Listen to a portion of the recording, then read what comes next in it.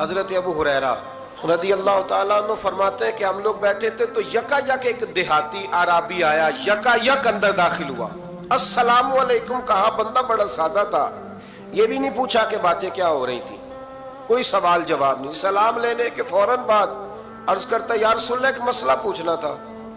کہتے ہم حیران ہو گئے کہ یار پہلے پوچھ تو لے، پہلے کیا بات ہو رہی، آتے ہی اپنی چھیڑ دی ہے۔ ایک مسئلہ پوچھنا تو حضور نے فرمایا پوچھو۔ عرض کرنے لگا حضور یہ بتائے قیامت والے دن حساب کس نے لینا ہے؟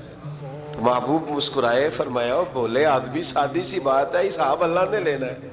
کہتے وہ بات سن کے نا تو چل پڑا، جواب سن کے تو چل پڑا، رکا ہی نہیں۔ تو حضور نے فرمایا ٹھہر تو جا، پہلے تو آیا ہے، سلام لی ہے، بات بھی کوئی نہیں کرنے دی، دھڑام سے اندر داخل ہوا ہے اور سوال کا جواب لیا اور پھر تو نے تبصرہ ہی نہیں کیا تو نکل گیا ہے۔ یا رسول اللہ حکم کرے۔ فرمایا کیا پوچھ رہا تھا؟ حضور پوچھا ہے کہ حساب کون لے گا؟ تو حضور فرمانے لگے میں نے بتایا اللہ لے گا، تو بولا کیوں نہیں؟ کہنے لگا یا رسول اللہ بس اتنا ہی پتہ کرنا تھا، اگر اللہ نے حساب لینا ہے تو پھر ہم نے باقی جانا ہے انشاءاللہ۔